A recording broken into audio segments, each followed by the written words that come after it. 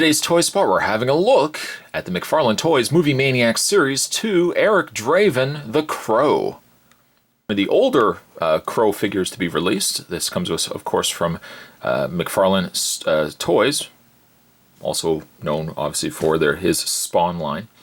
The Crow figure appears to come with, obviously, his Crow, a display stand, a guitar, and a back diorama poster stand, which features also the movie poster replica down below of the Crow.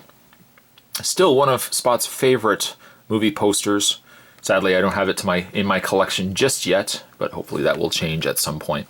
Up at the top, it may be hard to gauge, but there's a picture of Eric Draven up at the top there. Kind of looks more like a boogeyman, but on the back of the package, though, be on the lookout for other figures from Series 2. We've got the Halloween Michael Myers. We've got the Crow. We've got Psycho, Norman Bates. We've got Bride of Chucky box set featuring Chucky and Tiffany. Child's Play 2 Chucky. Pumpkinhead. And, of course, down below, Scream's Ghost Face. Also be on the lookout for other figures. There's Spawn the Dark Ages Series 14. Austin Powers the Spy Who Shagged Me. Ozzy Osbourne, The Beatles. Tim Burton's Sleepy Hollow. And Techno Spawn. What I am going to do, though, is going to take a break, going to get this opened up, and when we come back, we are going to get a better look at Eric Draven, the Crow. There's more heading your way, guys. Don't go anywhere. Stay tuned. As accessories go, and really for all the Movie Maniac figures, they all come with a display base featuring the poster from the movie. The movie poster says, "Believe in Angels," and features a really nice image of Eric Draven. Down below, the artwork made famous with the eyes and face crow symbol there. And then down below, I mean, really the majority of the display base is just a standard used base. Now, granted, it changed as the series progressed, and later series only really utilized this bottom section.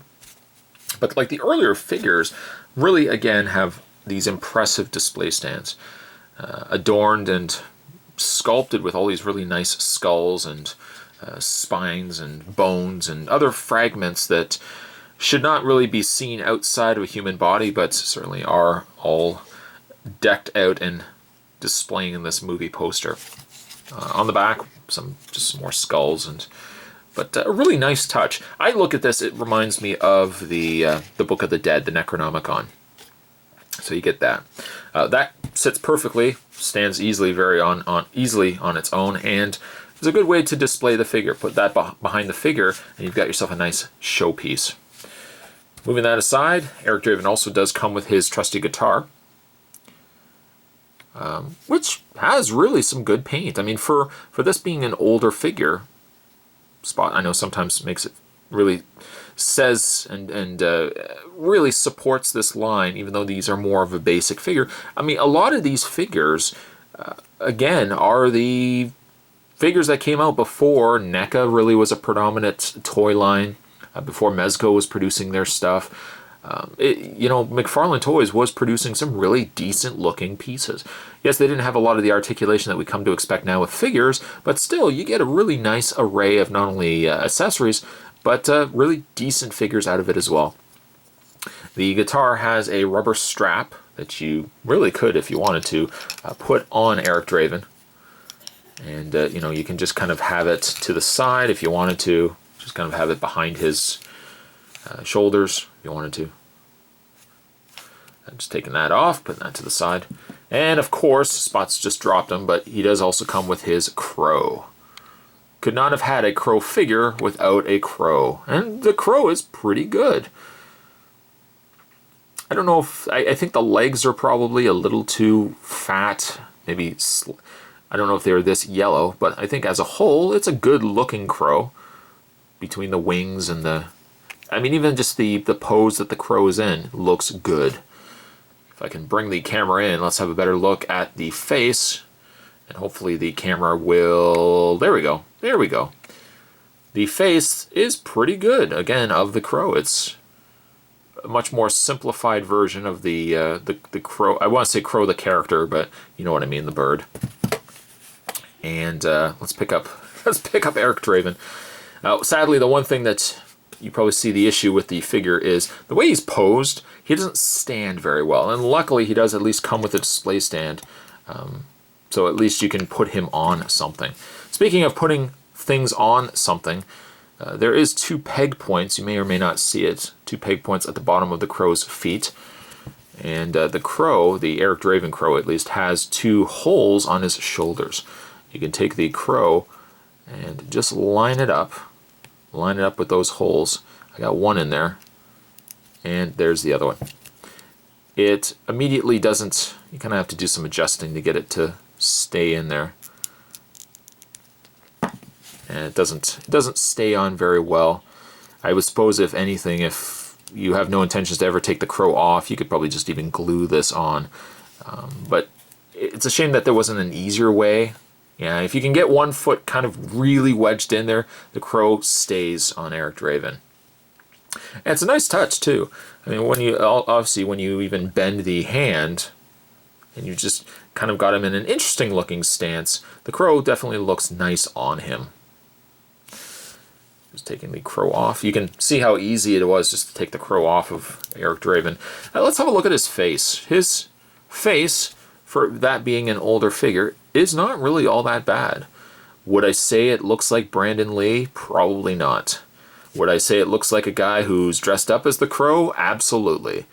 The hair is pretty good, and for what it needs to be, and again, this is one of the earlier released figures, for what it needs to be, it's a good looking face. The makeup is done quite nice. It almost looks like there's a little bit of a mark on the side of his cheek. But you know what? It's still pretty good. The rest of his body, however, really you can't do too much with it. In fact, the way that he's almost posed now out of packaging is probably the best way you would want to pose him. Sure, of course he has some leg articulation, but you're only really going to be able to move so much of it. And in fact, being that one of the feet are already bent, kind of gives you an idea of how they wanted you to display the figure by taking the foot, matching up the only singular peg hole that comes on the figure, lining it up to the display base, and just kind of bending the foot and leg. That's pretty much how they've got it intended to be displayed. The rest of the body and the rest of the figure is pretty good. He's got the more wet paint on the legs, straps, and around the mid-torso section there, indicating, of course, his leather pants and the taping that he used to tape up his outfit. I can see some areas on his hands, for example, where the paint was missed. Like right there, you can see there's a strap on the figure, even on this side here. Some areas where sculpted in, it was supposed to be painted, but they just never painted those sections. Coloring wise on the hands, and I guess the area underneath his neck, probably not the greatest of flesh color. In fact, it kind of looks like he's got garden gloves on versus a flesh color.